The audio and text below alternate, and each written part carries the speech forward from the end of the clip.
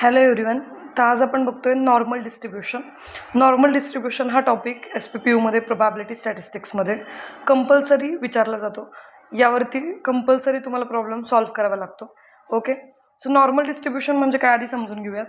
तर एखादं random variable, continuous random variable normal distribution follow करते असं आपण कधी म्हणतो, तर जेव्हा त्या नॉर्मल डिस्ट्रीब्युशनचा मीन, त्या रँडम व्हेरिएबलचा मीन आणि व्हेरियन्स म्यू आणि सिग्मा स्क्वेअर असतात रिस्पेक्टिव्हली, आणि प्रोबॅबिलिटी फंक्शन जे आहे ते खाली दिलेल्याप्रमाणे असतं, म्हणजे 1/σ√2π e⁻² into x - mu divided by sigma square.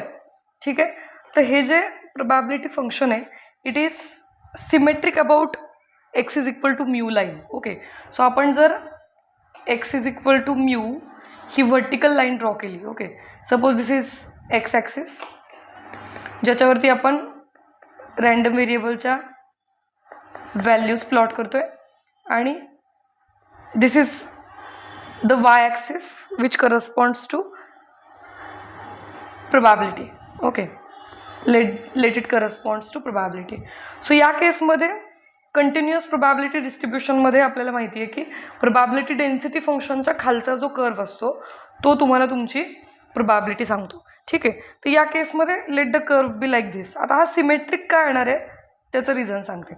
Symmetric about x = mu येतो हा.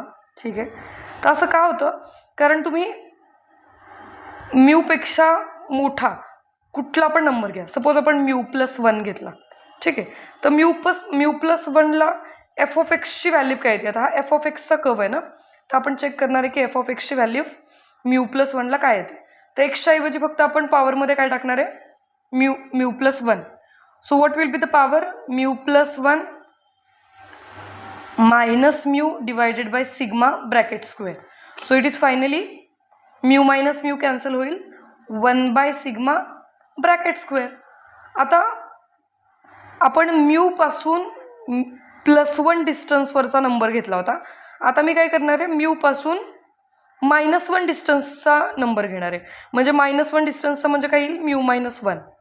तर आता μ-1ची इमेज काय येते ते चेक करायचं आपल्याला.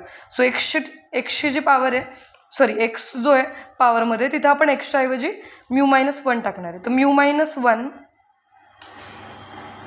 Minus mu as it is, एक्सच्या ठिकाणी आपण μ-1 टाकला पॉवरमध्ये. Okay, so μ-1 minus mu divided by sigma bracket square. Again mu and minus mu will be cancelled. -1चा square +1 sigma square, that is 1/σ bracket square.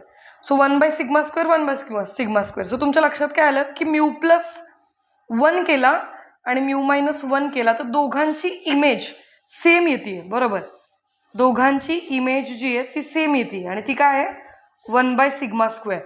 आता जर मी μ+1च्या ऐवजी μ+2 घेतलं आणि लेफ्ट साईडला μ-2 घेतलं तरी त्या दोघांची इमेज पण सेमच येणार आहे, कारण μ-म्यू कॅन्सल होऊन जाणार आहे, फक्त +2 आणि -2 उरतील. तर +2चा स्क्वेअर पण 4च आणि -2चा स्क्वेअर पण 4च. So again you will get the same images for +2 and -2. Similarly for +3 and -3, μ+3 and μ-3. Similarly for μ+4 and μ-4. So काय लक्षात आलं आपल्या की तो जो कर्व आहे f(x) तो बेल शेप्ड कर्व आहे.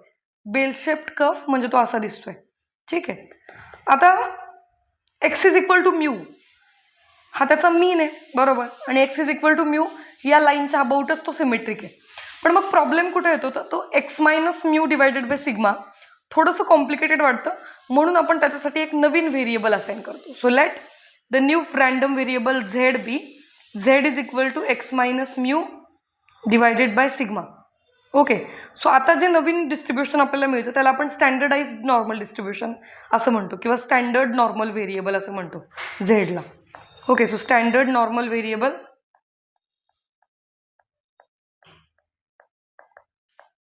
is z and it is given by x minus mu divided by sigma. So what will be the new probability density function? f(x) is equal to, सगळ्या गोष्टी constant आहेत. व्यवस्थित बघा, या probability फंक्शनमध्ये all the things are constants. Okay, फक्त काय constant नाही आहे तर एक्स कॉन्स्टंट नाही आहे. तर तो एक्स तुम्ही आता x minus mu by sigma त्याच्यासाठी तुम्ही झेड वापरताय बरोबर. सो काय येणार इथं 1 by sigma times root 2 pi sigma times root 2 pi e raise to -1/2 Z square -1/2 Z square. तर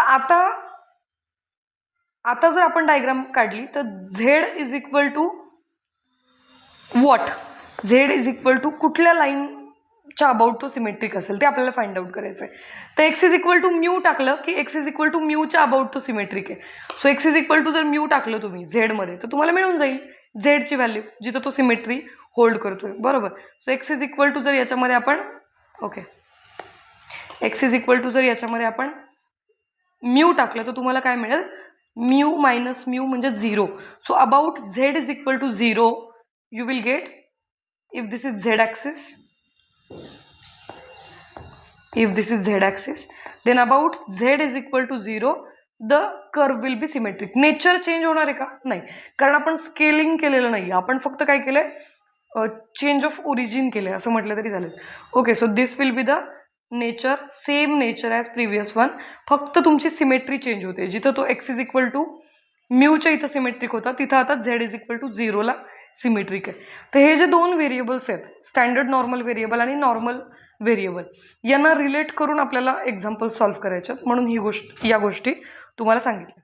ठीक आहे. आता प्रोबॅबिलिटी डेन्सिटी फंक्शन जे आहे त्याच्या अंडर जो एरिया कव्हर केलेला असतो किंवा त्याच्या अंडर जो एरिया ऑक्युपाय केलेला असतो तो एरिया म्हणजे तुमची प्रोबॅबिलिटी असते ओव्हर अ स्पेसिफिक रेंज. म्हणजे फॉर एक्झाम्पल बघा, जर तुम्हाला ए टू बी या रेंजवरती प्रोबॅबिलिटी फाइंड आउट करायची असेल, probability of from A to B जर तुम्हाला प्रोबॅबिलिटी काढायची असेल म्हणजे probability of what you can say probability of A is less equal Z is less equal B, ही प्रोबॅबिलिटी जर तुम्हाला काढायची असेल तर आपण प्रोबॅबिलिटी डेन्सिटी फंक्शनमध्ये काय करतो इंटिग्रेट करतो. Okay, integrate the density function F of X. इथं एफ ऑफ एक्स येईल का ॲक्च्युली, इथं आता F of Z N expected आहे कारण आपण झेड हा व्हेरिएबल घेतलेला आहे. Okay, so F of Z D Z where the range of integration is A to B. तर आपल्याला माहिती आहे integration is same as area under the curve बरोबर. म्हणजे ए टू बी मध्ये जर प्रोबॅबिलिटी काढायची असेल तर तुम्ही काय म्हणू शकता, हा जो शेडेड रिजन आहे त्याचा एरिया म्हणजे तुमची रिक्वायर्ड प्रोबॅबिलिटी बरोबर. तर आता इन जनरल जर हा कर्व तुम्ही व्यवस्थित बघितला तर हा जो कर्व आहे हा कर्वच्या अंडरचा एरिया जो आहे तो इक्वली डिस्ट्रीब्यूट केलेला आहे झेड ॲक्सिसच्या लेफ्ट साईडला, सॉरी प्रोबॅबिलिटी ऑफ झेडच्या लेफ्ट साईडला आणि राईट साईडला बरोबर. म्हणजे हाफ झेड पॉझिटिव्हसाठी तुमचा एरिया काय येईल, इट शुड बी 0.5 कारण टोटल प्रोबॅबिलिटीची आहे इट इज ऑलवेज 1 हे आपल्याला माहिती आहे, आपण शिकलेलो आहे. मग आपण त्याच प्रॉपर्टीज आता बघणार आहे. त्यातली फर्स्ट प्रॉपर्टी आहे टोटल प्रोबॅबिलिटी इज ऑलवेज 1, म्हणजे मायनस इन्फिनिटीपासून इन्फिनिटीपर्यंतची प्रोबॅबिलिटी जी आहे ती काय येईल, probability of minus infinity less than Z less equal infinity is 1. Second property काय आहे, सेकंड प्रॉपर्टी आहे probability from minus infinity to 0 and probability from 0 to infinity is now because of symmetry. तो जो Z is equal to 0 ती जी line आहे ती equally distribute करते एरियाला on both sides. म्हणजे टोटल एरिया जर 1 असेल तर त्याच्या राईट साईडचा एरिया या रिजनमधला हा जो एरिया आहे हा एरिया काय यायला पाहिजे 1 यायला पाहिजे. एरिया अंडर द कर्व वरचा रिजन नाही येणार ॲक्च्युली, या ग्राफच्या खालचा रिजन म्हणजे हा जो रिजन आहे शेडेड हा काय यायला पाहिजे हाफ यायला पाहिजे बिकॉज ऑफ सिमेट्री. जेवढा राईट साईडला दिसतोय तेवढाच लेफ्ट साईडला दिसतोय. सो हा ब्ल्यूने आणि येल्लोने इंडिकेट केलेला जो रिजन आहे तो म्हणजे तुमची रिक्वायर्ड प्रोबॅबिलिटी सेकंड प्रॉपर्टीमधली बरोबर. And it is clearly 0.5 because the total probability is always 1. ठीक आहे. थर्ड प्रॉपर्टी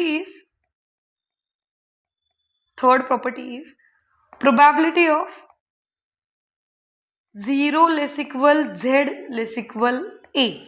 म्हणजे एखाद्या पर्टिक्युलर पॉईंटपर्यंतची प्रोबॅबिलिटी, किंवा एच्या ऐवजी आपण Z1 म्हणूयात त्याला. ओके, सो 0 to Z1ची प्रोबॅबिलिटी कशी कॅल्क्युलेट करायची, ग्राफ ड्रॉ करूयात आपण.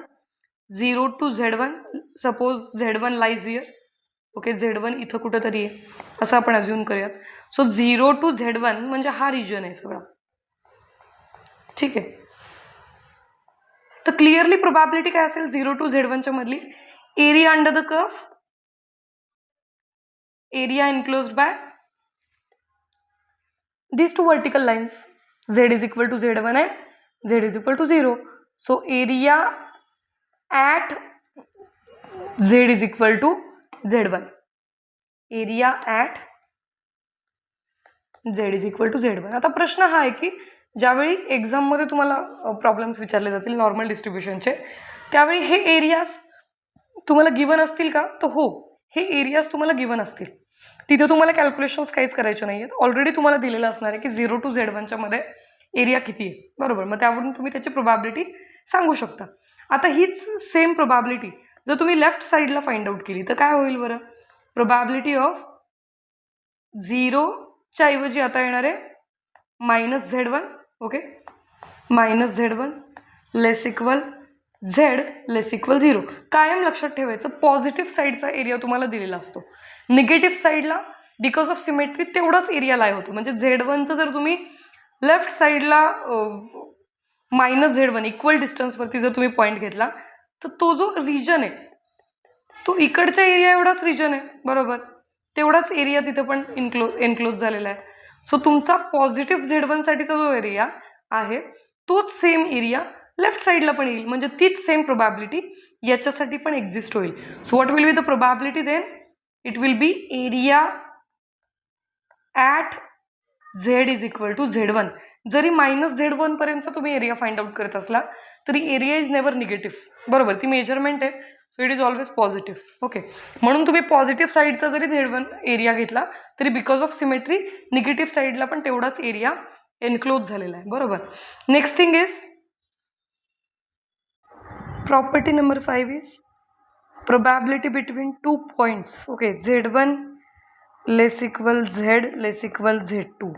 2 पॉईंट्सच्या मधली प्रोबॅबिलिटी कशी काढायची, त्यासाठी आपण ग्राफ ड्रॉ करूयात.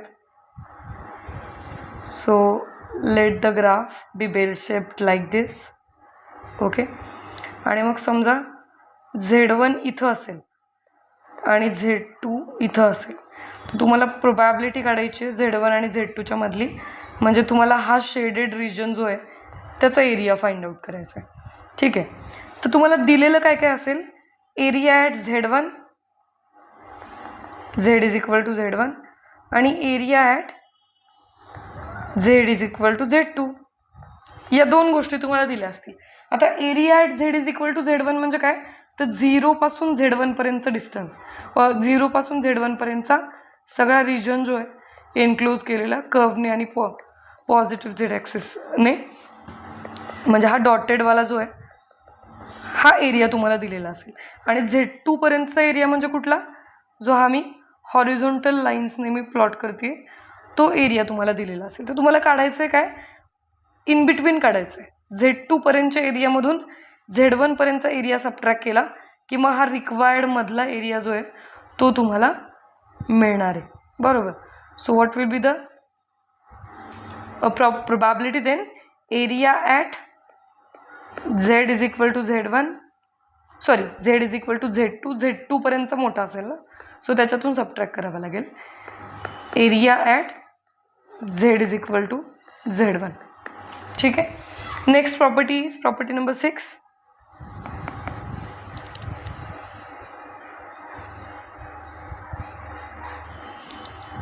Probability of Z is greater than Z1.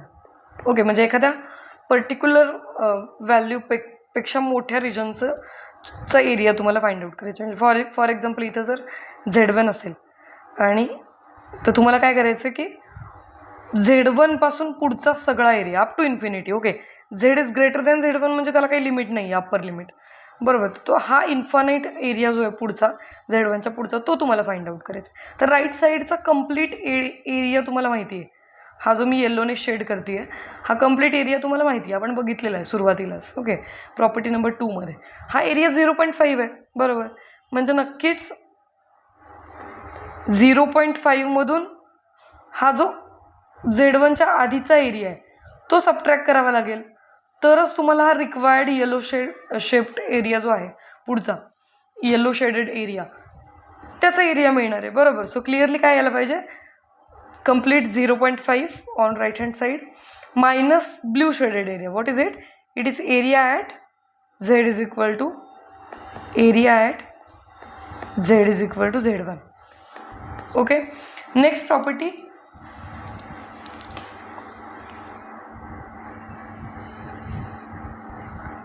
Property number 7, probability of Z is less than Z1. Okay, तर या केसमध्ये आपण Z1 म्हटलं की आपण असं अज्युम करतो की Z1 is positive. Okay, Z1 म्हटलं तर आपण असं अज्युम करतो की Z1 is positive. Okay, so या केसमध्ये the bell shaped curve is like this. Okay, आणि Z1 इथं कुठंतरी असणार आहे. सो Z1पेक्षा छोटा Z म्हणजे हा कम्प्लीट रिजन येणार आहे बरोबर. सो हा जो रिजन आहे जो आता मी ब्ल्यूने शेड करते हा असा इन्फिनिटीकडे चालला आहे बरोबर, निगेटिव्ह इन्फिनिटीकडं. तर याचा एरिया तुम्हाला फाइंड आउट करायचा, कारण तुमची प्रोबॅबिलिटी म्हणजेच तुमचा एरिया आहे अंडर द कर्व बरोबर. सो या केसमध्ये काय यायला पाहिजे, राईट हँड साईडला जसा 0.5 एरिया आहे तसंच लेफ्ट हँड साईडला पण आहे. त्याच्यात आपण कोणाला ॲड करतोय आता 0.5 म्हणजे Z इज इक्वल टू 0पर्यंतचा या ॲक्सिसपर्यंतचा जो एरिया आहे फ्रॉम लेफ्ट हँड साईड तो 0.5 आहे. त्याच्या राईट साईडचा जो आहे म्हणजे हावाला तो त्याच्यात ॲड करावा लागेल बरोबर, ॲड करावा लागेल. So what it is area at Z is equal to Z1. म्हणजे लेस दॅन जर म्हटलेलं असेल आणि Z1 जर ग्रेटर दॅन 0 असेल तर त्या केसमध्ये 0.5 plus area at Z is equal to Z1 येईल. जर ग्रेटर दॅन Z1ची प्रोबॅबिलिटी तुम्हाला काढायची असेल तर काय करावं लागेल, 0.5मधून सबट्रॅक्ट करावं लागेल area at Z is equal to Z1. Okay, now next is if the zi's we are taking are less than 0. जर लेस दॅन 0 असेल तर काय होईल बरोबर. तर प्रॉपर्टी नंबर 8 बघूयात आपण. Probability for minus Z1 less than or equal to Z less than or equal to Z2 minus Z2 where Z1 Z2 are positive. म्हणजे आता निगेटिव्ह घेतोय आपण बरोबर, निगेटिव्ह साईडचे पॉईंट्स घेतोय. So suppose minus Z1 is less than म्हणजे minus Z1 इथं कुठंतरी असेल. ओके, आणि मायनस Z2 इथं कुठंतरी असेल बरोबर. तर आता हा रिजन जो आहे हा एरिया तुम्हाला फाइंड आउट करायचा. तर क्लिअरली दिलेलं काय असणार आहे, पॉझिटिव्ह साईड्सचा एरिया म्हणजे area at Z is equal to Z1 आणि Z2 दिलेला असेल तुम्हाला. तो मोठा एरिया कोणता आहे, जो Z1 पर्यंतचा आहे तो मोठा रिजन आहे ना. म्हणजे इथं काय करावं लागेल आपल्याला, तर जसं आपण इथं केलं या प्रॉपर्टीमध्ये सेम करायचं. या प्रॉपर्टीमध्ये आपण जो राईट साईडला आहे ओके त्याच्या एरियामधून छोट्याचा एरिया सबट्रॅक्ट केला आहे. इथं तसंच आहे, जो लेफ्ट साईडला आहे मोस्ट लेफ्ट साईडला जो लाय करतो त्याच्या एरियामधून राईट साईडला जो असणार आहे त्याचा एरिया सबट्रॅक्ट करावा लागेल, कारण आपण निगेटिव्ह साईडला आहे आता बरोबर. सो काय येईल इथं, area at Z1 is bigger than area at Z2. So area at Z1 minus area at Z2. Okay, so this is the property. Okay, तर या काही प्रॉपर्टीज आहेत. आता जर मायनस Z1 मायनस Z2 आले तर अकॉर्डिंगली तुम्हाला काय करायचं आहे, जे तुम्ही राईट साईडला व्हिज्युअलाइज करत आहे ओके तेच तुम्हाला आता लेफ्ट साईडला व्हिज्युअलाइज करायचं आहे. ठीक आहे, यावरचं एक एक्झाम्पल आपण बघूयात. सगळ्यात पहिली गोष्ट लक्षात ठेवायची, नॉर्मल डिस्ट्रीब्युशन आलं की तुम्हाला काय करायचं आहे, स्टँडर्ड नॉर्मल व्हेरिएबलमध्ये म्हणजे एक्समध्ये जर गोष्टी दिलेल्या असतील तर तुम्हाला झेडमध्ये कन्वर्ट करायच्या. ठीक आहे, so the example is for a normal distribution if mean is equal to 2 and standard deviation sigma is equal to 4, find the probabilities of the following intervals. Okay, given that areas तुम्हाला दिलेले आहेत. ठीक आहे, इथं कायम लक्षात ठेवायचं, standard normal व्हेरिएबलचे इंटरवल्स तुम्हाला देत नाहीत. तुम्हाला कोणाचे इंटरवल्स देतात? नॉर्मल व्हेरिएबलचे, म्हणजे एक्सचे इंटरवल्स देतात.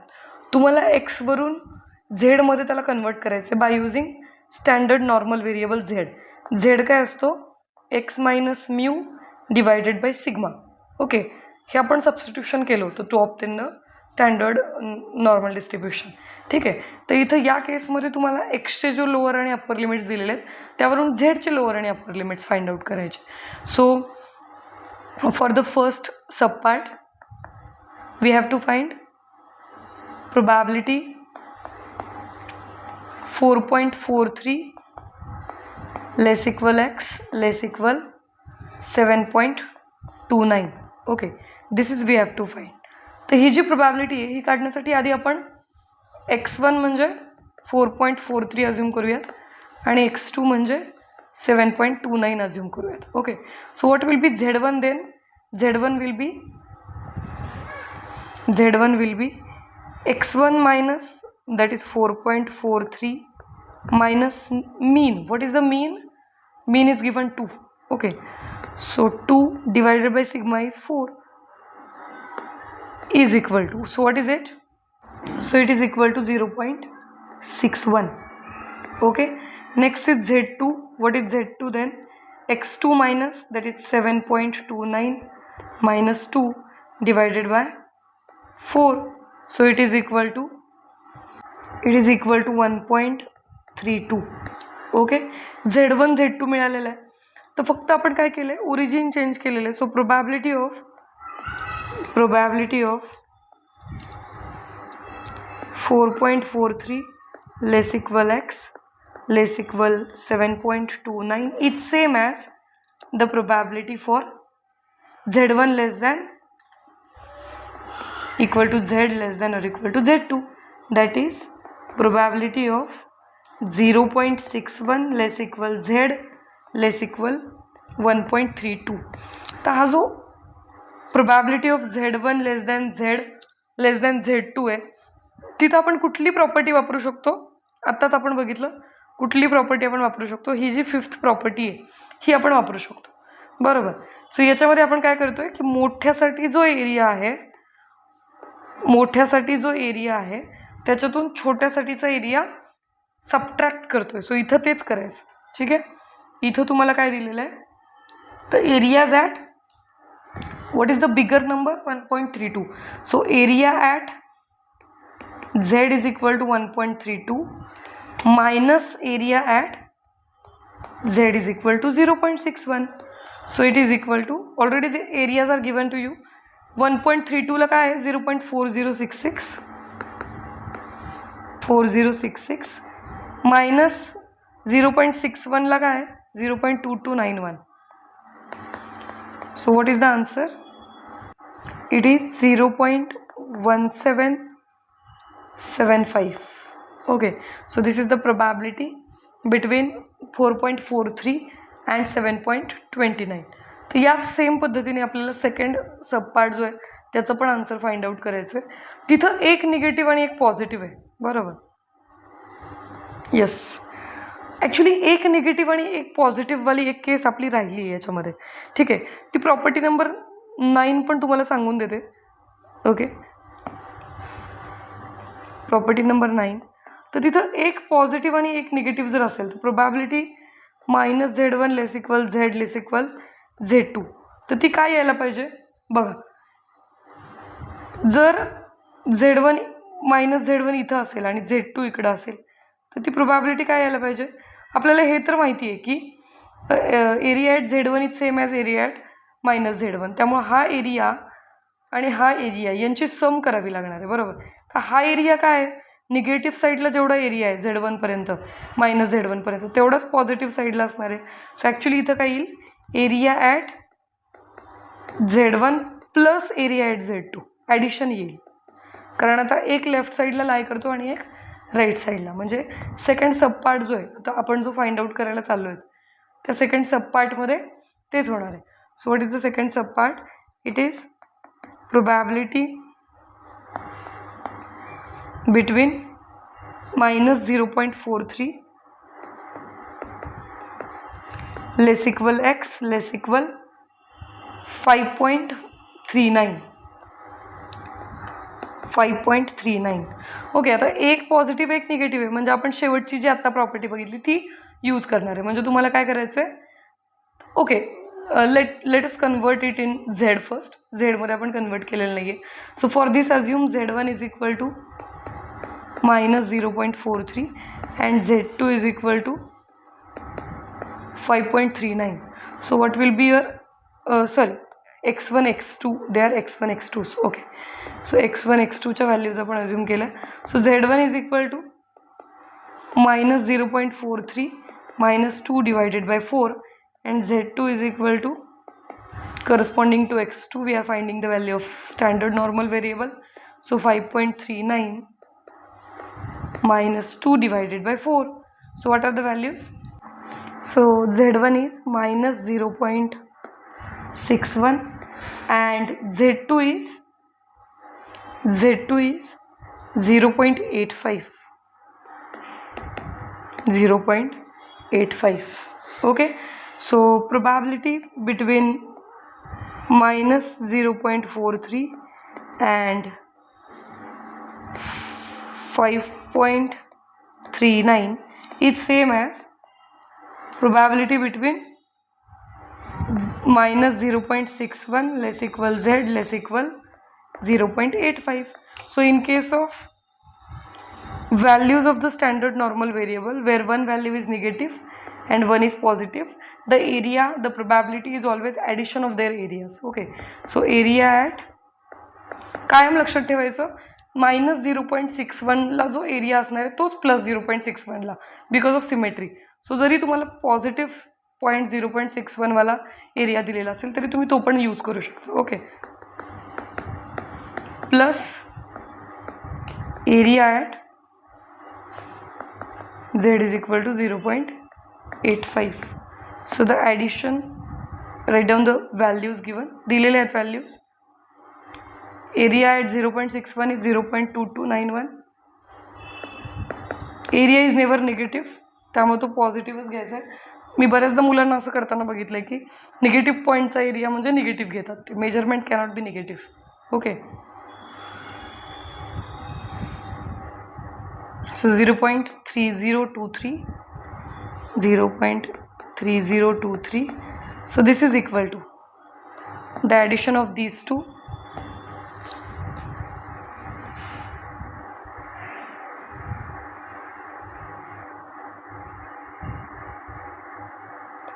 is 0.5314.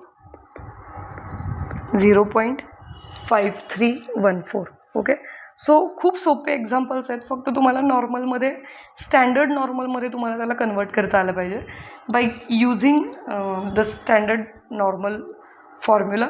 Okay, X minus mu divided by sigma and the properties we have to learn very well. Okay, property कुठली कुठे वापरायची हे जर तुम्हाला कळालं तर मग तुम्हाला नॉर्मल डिस्ट्रीब्युशनचे एक्झाम्पल्स सोपे वाटतात. आपण अजून एक एक्झाम्पल घेऊयात या टाईपचं.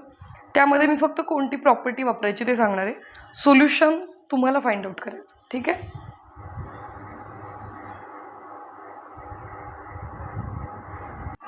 So question number 2 is, in a sample of 1000 cases the means of certain test is 14 and standard deviation is 2.5. okay, so the values given are mu is equal to 14 and sigma is equal to 2.5. okay, तो विचारलं आहे काय त्यांनी, how many students scored between 12 and 15, म्हणजे 12 less equal X less equal 15. Okay, and how many scored between 8 असं विचारलेलं आहे. तर फर्स्ट सब पार्ट जो आहे त्याच्यामध्ये x1ची व्हॅल्यू 12 दिली आहे आणि x2ची व्हॅल्यू 15 दिली आहे आणि तुम्हाला विचारलं आहे probability between 12 less equal X less equal 15. तर इथं Z1 Z2 काढावे लागतील बरोबर बाय युझिंग फॉर्म्युली. Z1साठी काय 12 minus 14 divided by 2.5. Z2साठी 15 minus 14 divided by 2.5. okay, and you have to find what is Z1 and what is Z2 and then you have to find by using given areas what is the value of probability. Second case जी आहे तिथं काय वापरायचं ते सांगते. Second केसमध्ये त्यांनी विचारलेले probability how many scored below 8. Okay, 8पेक्षा खाली म्हणजे x इज लेस दॅन 8 याची प्रोबॅबिलिटी विचारलेली आहे. So let z1 is equal to 8. So what will be your let x1 is equal to, by mistake मी त्याला z1 म्हणते सतत. Okay, let it be x1 is equal to 8. So what will be z1? It will be 8 minus 14 divided by 2.5. तर हा जो number आहे हा काहीतरी लेस दॅन 0 येणार आहे. ओके, तर तो लेस दॅन 0 जे काही येईल म्हणजे निगेटिव्ह साईडला येणार आहे तो. तर त्या केसमध्ये तुम्हाला काय करावं लागेल, probability of x is less than 8. तर जिथं निगेटिव्ह पॉईंट्समध्ये आपण लेस दॅन निगेटिव्ह पॉईंटवाला एरिया जिथं बघितला आहे ती प्रॉपर्टी वापरायची. म्हणजे कुठली, तर बघा z is less than -z1. Okay, तशी घेतली नाही आहे का आपण,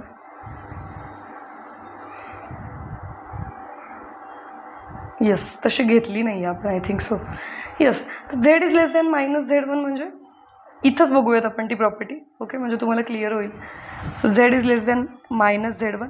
तर या केसमध्ये तो निगेटिव्ह येतोय, तो जिथं कुठं असेल ओके तिथून अलीकडचा तुम्हाला लेफ्ट साईडचा, लेस दॅन म्हटलं की लेफ्ट साईड, सो लेफ्ट साईडचा तुम्हाला एरिया फाइंड आउट करायचा आहे. सपोज इथं -z1 आहे तर त्याच्या आतला एरिया तुम्हाला फाइंड आउट करायचा. क्लिअरली तो काय असला पाहिजे, हा बिग एरिया तर 0.5 आहे आपल्याला माहिती आहे. हा जो बिग एरिया आहे हा 0.5 आहे.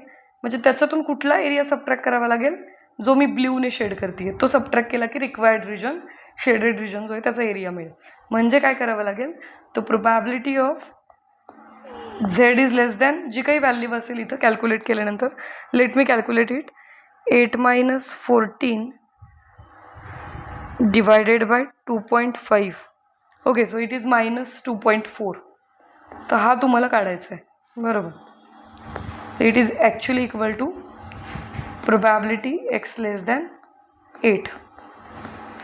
So it is given by, आता हा लेस दॅन 0 आहे z1 म्हणजे काय करावं लागेल, तर 0.5 minus area at z is equal to 2.4. तो एरिया ऑलरेडी तुम्हाला दिलेला असतो प्रॉब्लेममध्ये. बघा बरं इथं दिलेला आहे का, z इज इक्वल टू 2.4चा एरिया दिलेला आहे, हा तुम्हाला वापरायचा आहे बरोबर. So 0.4918, 0.5 minus 0.4918.